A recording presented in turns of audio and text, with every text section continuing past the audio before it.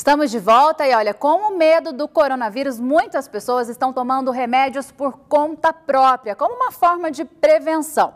Mensagens divulgadas em aplicativos de celular, muitas vezes sem nenhuma orientação médica, falam até o nome de alguns medicamentos e a maneira e forma de usá-los. Eu vou falar agora com uma médica infectologista do Araújo Jorge, a doutora Cássia Silva de Miranda Godoy, para falar sobre os riscos dessa automedicação e sobre como a gente tem que filtrar essas mensagens de WhatsApp. Boa tarde, doutora Cássia, muito obrigada pela sua participação. Boa tarde. Muita gente, hoje em dia tem muitos grupos aí em aplicativo, muitos vídeos que a gente não sabe se a pessoa do outro lado do vídeo está falando a verdade ou não, muitas mensagens. E as pessoas com medo da doença têm tomado remédio por conta própria. Isso é um perigo, né, doutora? A questão da automedicação é um problema grave, crônico, inclusive no Brasil, né? Sendo que os medicamentos mais consumidos como automedicação são indicados por familiares, vizinhos e amigos e são mais analgésicos, normalmente. Tá? Lembrar que mesmo o analgésico pode provocar reações graves. No caso dessa pandemia do coronavírus, né, nós acabamos que as informações a respeito de vários medicamentos que têm sido pesquisados, estão em estudo, né, com estudos em andamento, tem motivado as pessoas a se anteciparem, inclusive não só leigos, até na classe médica mesmo, a se anteciparem e tentarem usar medicamentos que não foram testados, que não mostraram segurança ou eficácia, né, contra o vírus. É explicável que a população assustada e preocupada com os casos, a gravidade dos casos, venha a procurar recursos e informações, né? Mas é temeroso e perigoso que as pessoas utilizem medicamentos, né, que não venham a responder ou que tenham complicações, possam apresentar complicações, né? É importante, eu costumo dizer que nós, da área da saúde, somos cientistas, né? E nós trabalhamos com ciência baseada em evidência, tá bom? Para que isso aconteça, tanto a nível médico, como a nível de medicina veterinária, a nível de nutrição e todos os outros setores, é importante que a gente tenha evidência científica baseada em estudos que mostrem a eficácia, a toxicidade das drogas, tá? Dos medicamentos. Não é à toa que chama remédio e chama droga, né? Tem sempre um efeito colateral. Doutora Cássia, a gente está falando muitas vezes porque na própria internet, a gente já teve no começo da pandemia um vermífugo que foi divulgado, que ele era bom para prevenir o coronavírus, aí esse vermífugo era vendido sem receita, e agora ele está sendo vendido com receita, aí agora estão falando que é um outro vermífugo que funciona. Como é que está esse estudo, essa questão dos vermífugos aí, é remédio mesmo só com orientação médica? Esses medicamentos são vários, né, são antivirais, alguns imunomoduladores, como é o caso da cloroquina e hidroxicloroquina, e alguns vermífugos, né, tipo a anita, a gloxamida e a ivermectina, são medicamentos que estão em vários estudos no mundo, no Brasil, sem nenhuma comprovação até o momento, nem para prevenir e nem para tratar a infecção. E esse estudo desse medicamento que você está falando, da ivermectina, é um estudo que mostrou eficácia in vitro contra o vírus, assim como os outros antivirais, a hidroxicloroquina, mas que em vivo exigiria uma dose extremamente alta, tá bom? Se eu tinha que pegar uma pessoa de 80 quilos, teria que ser uns 100 comprimidos por dia para ter o efeito que foi visto na placa in vidro, e não nas pessoas, tá?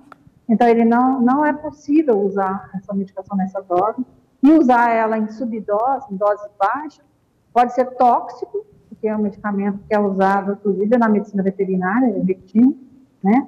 Pode ser tóxico para humanos se fizer uma dose mais alta. Imagine nessa dose. Então, não tem respaldo para usar isso, tá?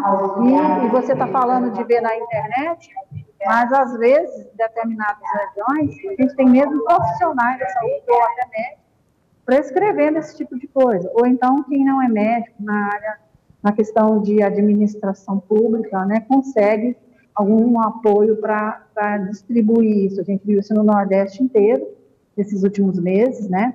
kits sendo montados com esses medicamentos todos juntos, ninguém sabe qual nem o efeito colateral disso, sendo distribuído nos postos de saúde, né?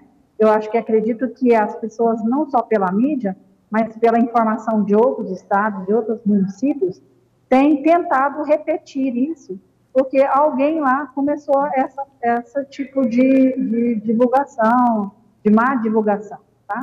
Doutora... De uma maneira geral, o que a gente pode dizer para vocês, comunidade, é que nós, profissionais da comunidade científica, vamos sempre trabalhar com a segurança do paciente, vamos sempre trabalhar com o uso de medicamentos, né, com doses corretas, diretamente comprovados para uso, né? A gente entende que todos, vocês estão assustados, nós também estamos, né? Todos estamos preocupados com a repercussão e o número de casos, de complicações e óbitos dessa epidemia, mas jamais a gente pode se desesperar e fazer medidas que possam agravar mais a nossa saúde, botar mais em risco a nossa saúde, já basta o vírus, né? Com certeza. Doutora, muitas pessoas, às vezes, têm medo, às vezes está com um sintoma que talvez corresponda ao coronavírus, mas não tem certeza se tem medo de procurar o hospital e de voltar infectado, prefere em casa mesmo tomar algum remédio para tentar conter. Qual que é a orientação para essas pessoas? Qual é a hora de procurar mesmo um hospital para não ter que estar lá sem necessidade, mas também não deixar de procurar ajuda quando necessário? Qual que é a orientação para a população? Um bom norteamento para isso é saber como funciona a infecção. 80% das pessoas com infecção vão fazer quadros leves ou pouco sintomáticos, que a gente fala, como se fosse uma pequena gripe, tá bom? Às vezes usam sintomas meio atípicos, como a diarreia, a náusea, o vômito, só a dor de garganta. 80% vão fazer. Alguns, que a gente sabe que tem fatores de risco, vão fazer quadros mais graves. Os 15% vão fazer quadros graves, vão ter dificuldade respiratória lá para o 3º, 4º, 5º dia, depois do início do quadro gripal, e podem precisar de ir para ventilação mecânica, precisar ir para uma UTI, precisar de um respirador, de um aparelho para respirar, nesses casos mais graves. Então, baseado nisso, a gente recomenda o seguinte: quem for jovem, quem não tiver os fatores de risco, quais são os fatores de risco? São hipertensos, pessoas que têm problemas cardíacos, problemas pulmonares, como o enfisema, tabagistas, hipertensos, tá? Diabéticos, pessoas de AIDS, com AIDS, doença avançada, pessoas de câncer em tratamento com quimioterapia ou imunossupressor, pessoas que usam corticoides. Essas pessoas, se tiverem sintomas, é importante que sejam avaliados, porque a evolução para a pneumonia do vírus começa na via aérea superior, com dor de garganta, espirro, tosse, obstrução nasal, tá? E evolui para dentro do pulmão, fazendo uma pneumonia. E quanto maior a pneumonia, mais risco de precisar ir para a ventilação mecânica. Então, essa pneumonia costuma ser silenciosa, tá? Não muito sintoma, a pessoa sente só o cansaço, evolui com cansaço. Então, se a pessoa está no grupo de risco, mesmo com medo, se paramente e procure assistência para avaliar o grau de comprometimento. Tem que procurar o médico, né, doutora? Tem que procurar o médico. Tá aí certo. vai com medo ou sem medo, porque às vezes pode acontecer o que acontece durante o alto pico da curva epidêmica, que é a que nós estamos entrando agora, como aconteceu em outros estados, em outros países. Pode acontecer que essa pessoa evolua mal, tá? E chegue aí a óbito em casa. Então fica aí o alerta. Tem que medir até onde eu tenho medo de ir na unidade para atender, e aonde eu estou arriscando, né, passar mal e gravar em casa. Tá certo. Fica aí o alerta da doutora Cássia de Miranda Godoy, ela que é médica infectologista. Muito obrigada pela participação. Uma boa tarde para a senhora. Obrigada.